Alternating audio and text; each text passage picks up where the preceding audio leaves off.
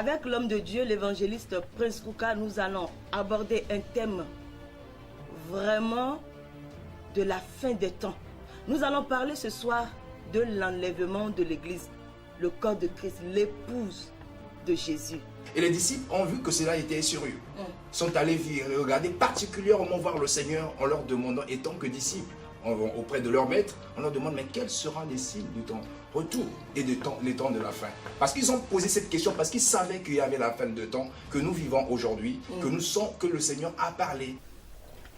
Madame, monsieur, bonjour. Shalom, shalom, shalom, que la paix et la grâce de l'Éternel soient avec vous. Je vous souhaite la bienvenue sur l'émission Parlons Christ.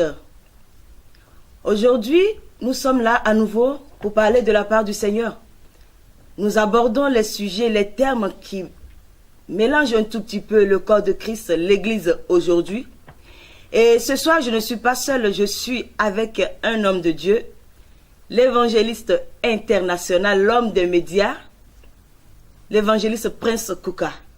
Cher évangéliste, soyez les bienvenus. Merci. Je vous laisse le temps de vous présenter.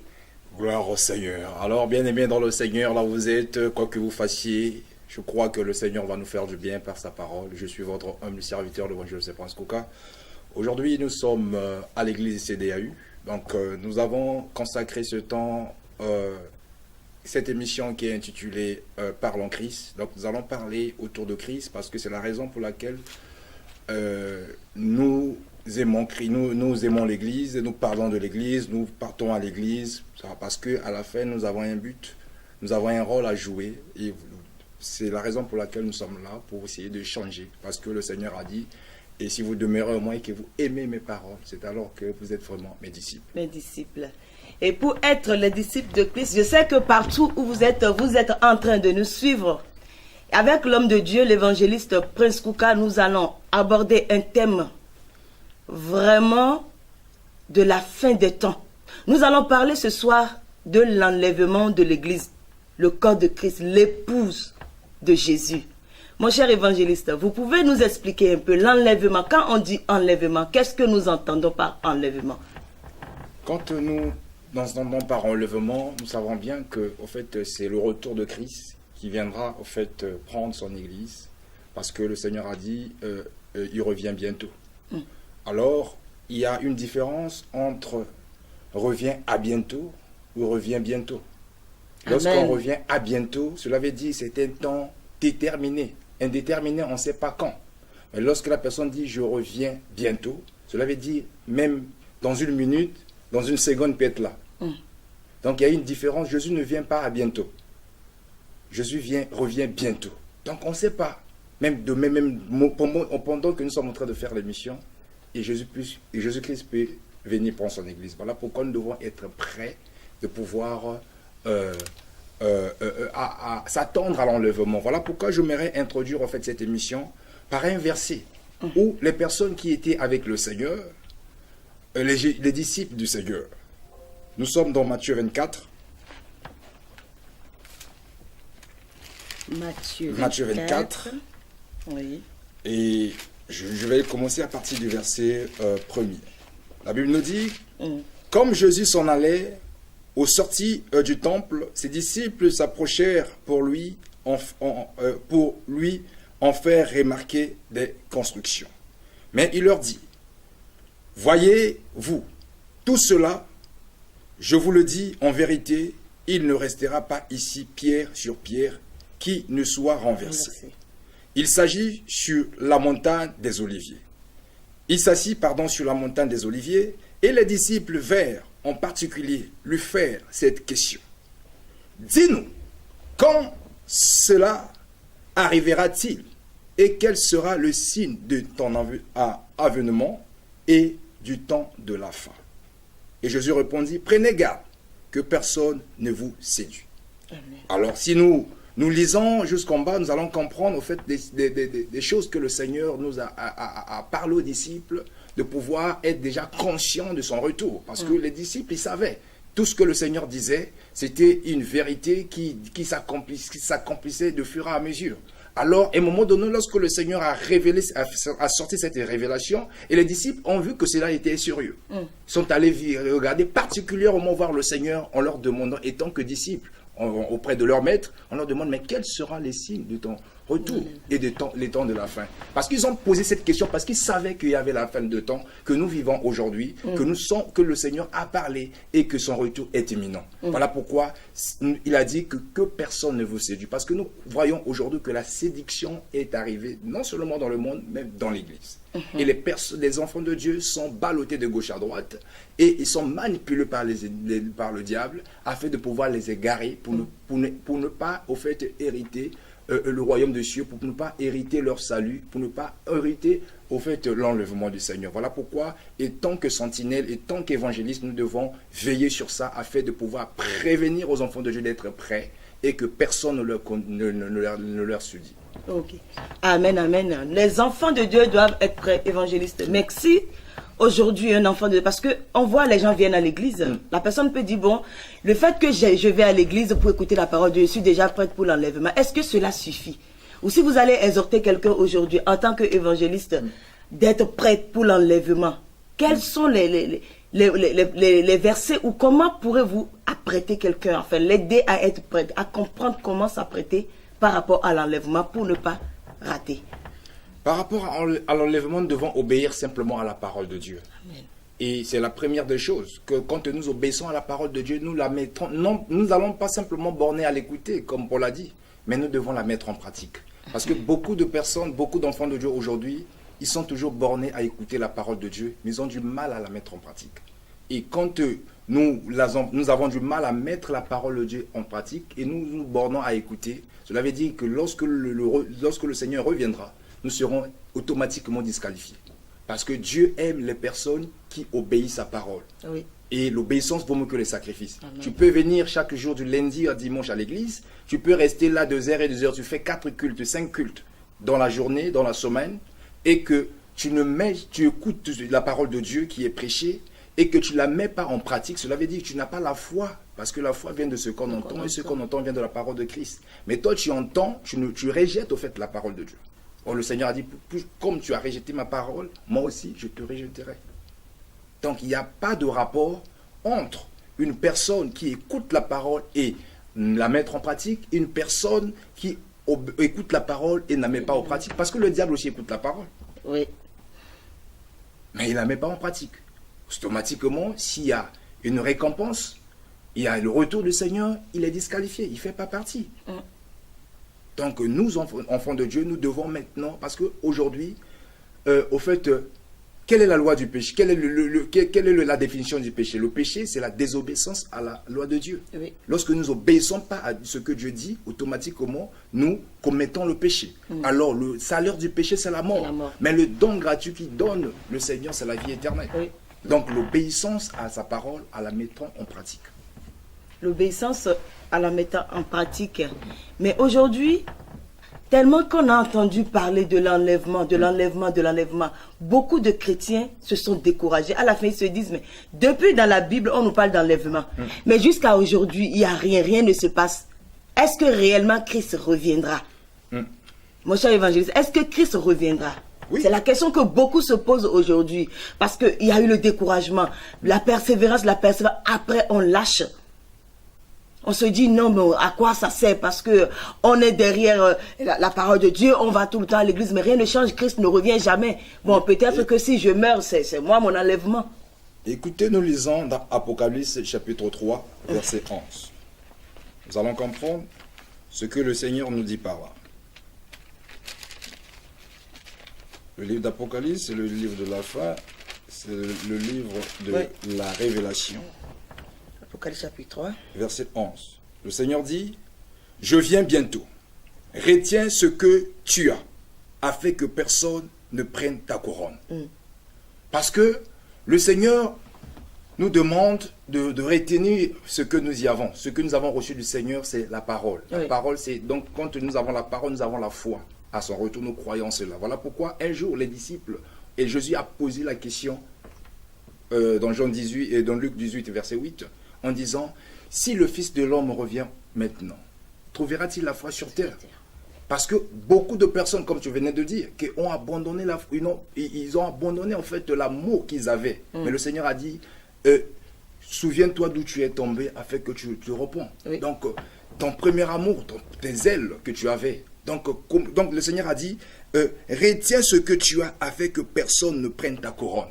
Voilà pourquoi, donc, sans la foi, nul ne peut lui être agréable. Oui. Donc, nous devons demeurer dans la foi de croire en ce que Christ nous a dit. Il revient bientôt. Le Seigneur n'est pas un homme pour mentir, ni un fils de l'homme pour se repentir. Mais il est souverain à sa parole. Il est derrière sa parole pour l'accomplir. Donc, nous qui avons la foi en Jésus, nous ne devons pas abandonner notre foi parce qu'il a dit dans les derniers temps, la foi de plusieurs sera refroidie. Oui. Parce qu'à cause des signes des temps de la fin où les jours sont devenus difficiles, où les gens vont voir le mal, mais le Seigneur nous a prévenu d'avance des faux prophètes, des faux docteurs qui s'infiltreront dans les églises, dans les assemblées, pour égarer les enfants de Dieu. Alors nous qui avons reçu une parole authentique qui part de Christ, gardons cela et demeurer dans une foi ferme, au lieu de pouvoir poursuivre. Quand on dit que non, le Seigneur a dit, si quelqu'un vous dit que le Seigneur est dans la montagne, n'allez pas.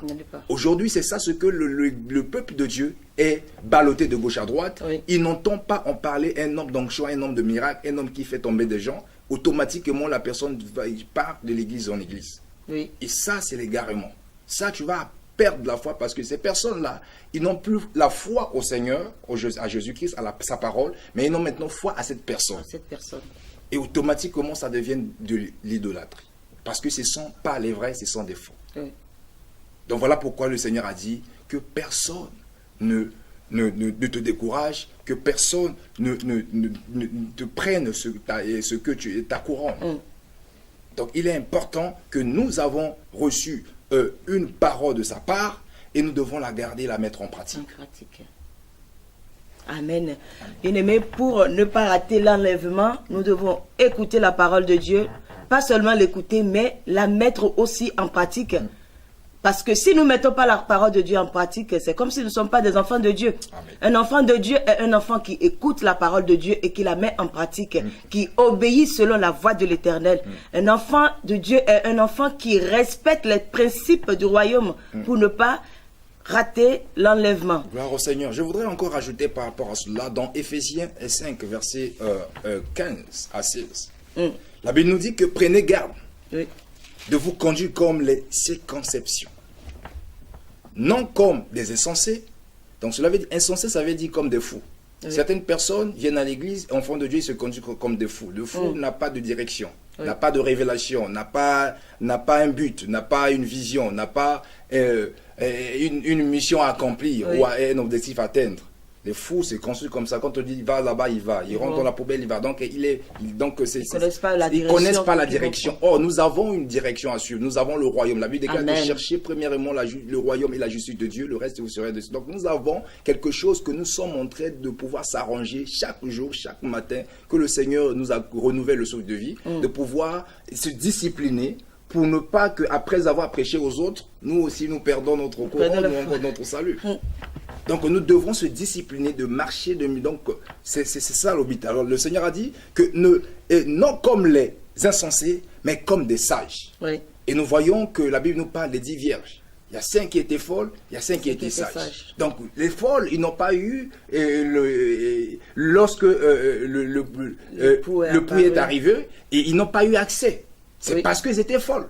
Le Seigneur n'aime pas les folles. Donc aujourd'hui, nous constatons même, cela veut dire que ces 5, ils avaient vierge, ils avaient la lampe. La lampe, ça symbolise la parole. Oui. La Bible déclare que la parole de Dieu est une lumière, est une lampe à nos pieds, une lumière dans mon sentier. Oui. Donc tous, ils écoutaient la parole, mais tous ne mettaient pas en pratique la parole de Dieu. Amen. Parce qu'il y a d'autres qui obéissaient au Saint-Esprit, parce qu'ils avaient lui représente le Saint-Esprit, ils avaient le Saint-Esprit.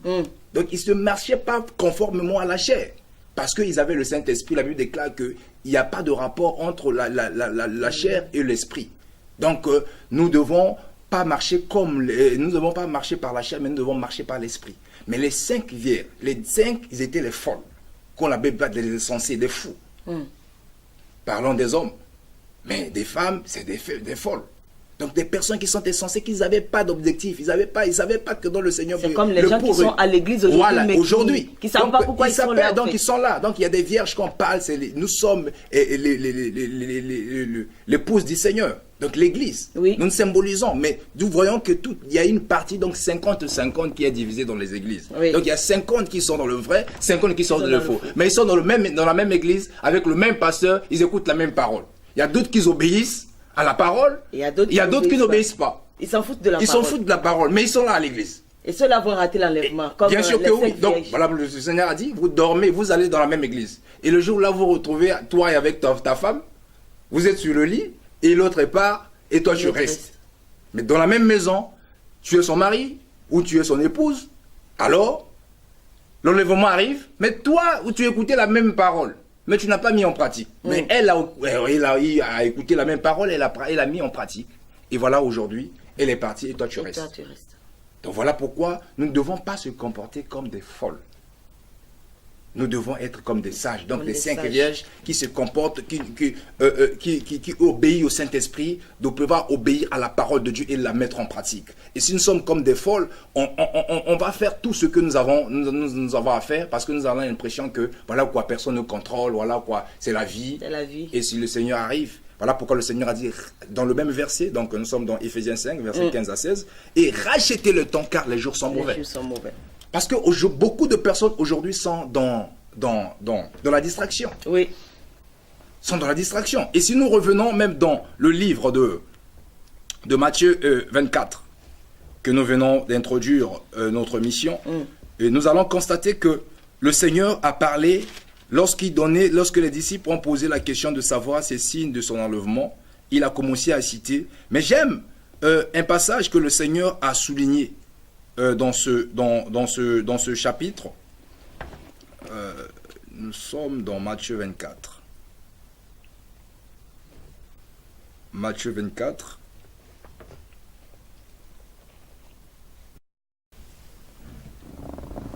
Le Seigneur a dit, à partir du verset 36, « Pour ce qui est de jour et de l'heure, personne ne le sait, ni les anges des cieux, ni le Fils, mais le Père seul. Ce qui arrivera au temps de Noé arrivera de même à l'enlèvement du Fils de l'homme. Car dans les jours qui précédaient le déluge, les hommes mangeaient et buvaient, se marieraient leurs enfants, jusqu'au jour où Noé entra dans l'arche, et ils ne les doutèrent de rien, jusqu'à ce que le déluge vint et les emporta tous. Il en sera de même à l'enlèvement du Fils de l'homme.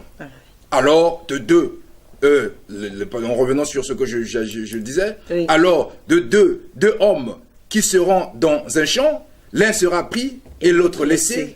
Deux femmes qui moudront de la meule, l'une sera prise et l'autre laissée. Veillez donc, puisque vous ne savez pas quel jour votre Seigneur viendra. La parole du Seigneur. Amen. Donc cela veut dire que le Seigneur a pris l'exemple le jour de Noé, lorsque Noé avait été visité par le Seigneur en construisant l'arche, de pouvoir fuir le déluge. Lorsqu'il annonçait, les gens ne croyaient pas. Donc aujourd'hui, les Noé, c'est qui? Noé, c'est toi et moi. Ceux qui annoncent la bonne nouvelle. Les personnes qui sont là en train d'évangéliser, d'annoncer que répondez-vous car le royaume de Dieu est proche. Les gens ne nous croient pas. Aujourd'hui, quand nous sommes dans la rue, nous prêchons, nous faisons appel, venez, le salut, elle est gratuit, Dieu t'aime. Personne ne te le croit. Personne ne croit. Alors, mais aujourd'hui, l'arche que nous voulons entrer, c'est le Seigneur Jésus que nous parlons Christ. C'est Jésus qui est notre arche. Amen. Parce que le Seigneur a dit que non, Dieu a tant aimé le monde, il a envoyé son Fils unique Jésus-Christ afin que quiconque croit en lui ne périsse point, mais qui est la vie éternelle. La vie éternelle. Donc si tu veux entrer dans l'arche, c'est automatiquement d'avoir Jésus-Christ dans ta vie comme Seigneur et Sauveur, d'obéir à sa parole et à ses principes, afin que tu puisses rentrer de hériter la vie éternelle. Amen. Bien-aimés dans le Seigneur, pour hériter la vie éternelle, il faudra rentrer dans l'arche. Car la Bible dit dans Matthieu 24, 35, « Le ciel et la terre passeront, mais la parole de Dieu ne passera jamais. » Si tu es chrétien, il faudra marcher vraiment selon cette parole et jamais perdre la foi, l'espérance qui est attachée à ton appel. Car Christ revient bientôt. Mon cher évangéliste, est-ce que, en tant que vous, évangéliste, vous êtes dans le ministère, les âmes encore, il y a plein de personnes aujourd'hui qui n'ont pas encore reçu l'évangile. Si nous sortons un peu pour aller, je sais pas, au fond, dans d'autres pays, on remarque que quand tu parles de Christ, jusqu'à aujourd'hui, il y a des gens qui ne connaissent pas encore la parole. Vous, en tant qu'évangéliste, comment vous vivez ce fardeau? Comment vous ressentez cela? Quels sont vos... Parce que je dis, Dieu ne nous a pas appelés, Christ ne nous a pas appelés pour le ministère, afin que, surtout nous les évangélistes, quand on s'asseye dans les bureaux pour dormir, mais c'est pour... Nous sommes les hommes de dehors, c'est plus pour sortir. Mais comment vous vivez ça par rapport à ces derniers temps? L'avènement est proche, Christ revient bientôt, le salut n'est pas encore à 100% partagé. Comment est-ce que vous vivez cela? Je vis cela, au fait, c'est parce que, au fait, comme le Seigneur a dit que mon peuple périt faute de connaissance. Aujourd'hui, il y a un problème de la maturité spirituelle, de la connaissance profonde de la parole de Dieu, que les gens ont du mal, au fait, à aimer la parole. Les gens aiment les choses qui apportent la parole, mais n'aiment pas la parole. Amen, c'est profond ça. Ah oui. Donc nous aimons les choses. Donc cela veut dire que la personne aime le pain, mais n'aime pas le boulanger. Le boulanger. Expliquez-nous un peu plus. Mais c'est comme les gens aiment ce que Jésus apporte, parce que ces voleurs-là, ils viennent par les yeux, plusieurs viendront à mon nom. Oui. Ils viennent au nom du Seigneur. Oui. Cela veut dire que je suis le pain de vie. Oui. Mais la personne qui est lui-même le boulanger, qui a fabriqué son pain, au lieu d'aimer le gars là, on l'aime pas. On n'aime que le pain. On n'aime que le pain. Et alors, comment il faut faire pour que les gens aiment maintenant, comprennent maintenant l'importance du boulanger? Avoir un esprit de discernement. Amen. De savoir que non, celui-là, c'est un flatteur, celui-là, c'est un séducteur. Donc, nous devons chercher parce que le Seigneur a dit que le diable, c'est le père du mensonge. Oui. Donc tout ce qu'il dit de son cœur, ce n'est que du mensonge. Donc aujourd'hui, les gens aiment la flatterie. Les gens aiment les personnes qui séduisent les âmes. Aujourd'hui, beaucoup des âmes sont égarées par la séduction. Voilà pourquoi le Seigneur a dit aux disciples que personne ne veut se séduire.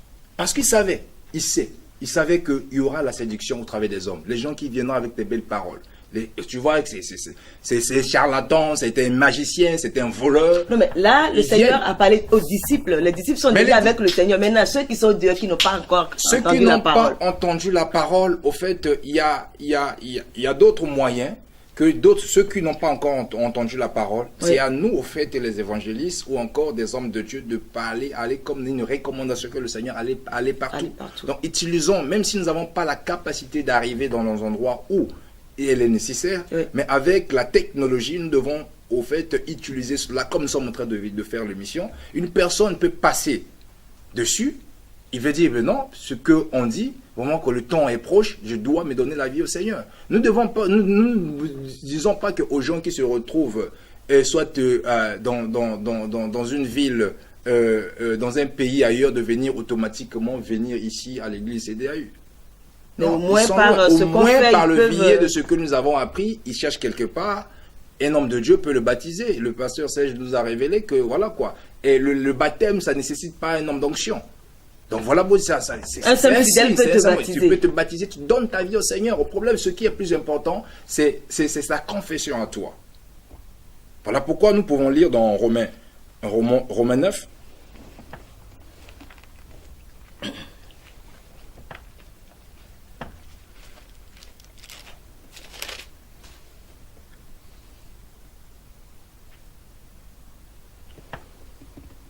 Nous sommes dans Romains 9, à partir de... Non, Romains 10, pardon. Ouais, à partir du verset 9. 9 à 10. La Bible dit, « Si tu confesses de ta bouche le Seigneur Jésus, et si tu crois dans ton cœur que Dieu l'a ressuscité des morts, tu seras sauvé. Car c'est en croyant du cœur qu'on parvient à la justice, et c'est en confessant de la bouche qu'on parvient au salut, selon ce qui est écrit. Quiconque croit en lui ne sera point confus. » Donc voilà pourquoi donc ça ne nécessite pas l'onction d'un apôtre, d'un prophète, d'un évangéliste pour pouvoir imposer les mains à la personne. C'est la personne qui a cette alliance de pouvoir ouvrir, parce que Jésus-Christ frappe dans son cœur à la porte de son cœur. C'est lui, c'est lui qui détient en fait le miracle, d'ouvrir son cœur afin que Jésus entre. Nous avons parlé nous savons l'histoire de Zachée. Oui. Zachée a ouvert son cœur afin que le Seigneur rentre et demeure dans sa vie. Il a dit que le salut est entré dans cette maison. C'est parce que la maison que Jésus parlait, c'était le cœur de Zachée qu'il avait donné au fait en décidant de pouvoir pardonner, abandonnant tout ce qu'il avait et de pouvoir hériter ce salut qui est plus important. Amen, amen. Bien-aimés dans le Seigneur, nous sommes en train d'arriver à la fin de notre émission Parlons Christ. Je remercie l'homme de Dieu pour sa présence, pour l'édification qu'il apporte au corps de Christ. Chers chrétiens, chers croyants, sachez que l'enlèvement est imminent. Jésus revient bientôt. Et ce n'est pas, on l'a dit et puis ça ne va pas s'accomplir. La Bible nous dit que sa parole, elle est oui et amen. Et ce que sa bouche dit, ça met l'accompli. Nous sautons, nous descendons. Christ reviendra. Il reviendra et il est à la porte. Mon cher évangéliste, vous avez un mot d'encouragement à donner, encourager les hommes de Dieu, les évangélistes, qu'ils aillent au dehors, prêcher la parole. Vous avez un mot? Le mot que j'ai à m'adresser à tout le corps de Christ, à tous nos bien-aimés, les païens, les hommes que le Seigneur a créés à son image et à sa ressemblance, le temps est proche. Jésus revient bientôt. Il est temps que on se lève, de pouvoir sortir dans la distraction. Parce qu'aujourd'hui, nous sommes dans les confusions, dans les polémiques qui sont inutiles, or qu'on nous perd le temps. Le diable nous excite la distraction pour que nous perdons en fait le temps qu'il faut pour que nous puissions avoir... aujourd'hui, il n'y a pas l'amour, l'unité pour pouvoir se mettre ensemble de faire avancer l'œuvre de Dieu. Aujourd'hui, c'est quelqu'un, il a une église de 100 membres, il reste dans son coin. Pour lui, basta, il n'a plus rien à faire parce qu'il a son assemblée, il a ses fidèles, il ne peut plus faire quelque chose d'autre, seulement ce qu'il fait. Donc ça c'est au fait l'égoïsme spirituel. On est là pour pouvoir aller de l'avant et de faire en sorte qu'on se rassemble, parce que la Bible déclare qu'une maison divisée n'a point Dieu. Alors si les églises sont divisées, à quel est le Père que nous servons? Donc l'union fait la force. Nous devons se mettre ensemble et être dans l'authenticité, dans la parole de Dieu pour prêcher la vraie évangile, quittant d'abord de les messages des distractions et prêchons Christ et parlons de Christ et présentons Christ aux âmes pour que ces hommes-là viennent à Christ. Évitons de parler de nous, évitons de parler des messages qui sont des choses éphémères, des choses qui vont rester sur la terre, mais nous parlons des choses du royaume. Voilà pourquoi le Seigneur a dit: les paroles que je vous donne est esprit et vie. Communiquons la vie et ayons l'esprit de trucs des morts, des mariages. Ça, ce sont des choses, lorsque nous sommes dans Christ, tout cela, ce sont des bénédictions qui vont nous suivre. Amen, amen. La première des choses, c'est d'abord la parole de Dieu. Attachons-nous à Christ et dans ce forfait, tout le reste viendra. Mariage, prospérité, tout suit. Chers frères et sœurs, soyez bénis. Merci de nous avoir suivis et à bientôt. Que le Seigneur vous bénisse.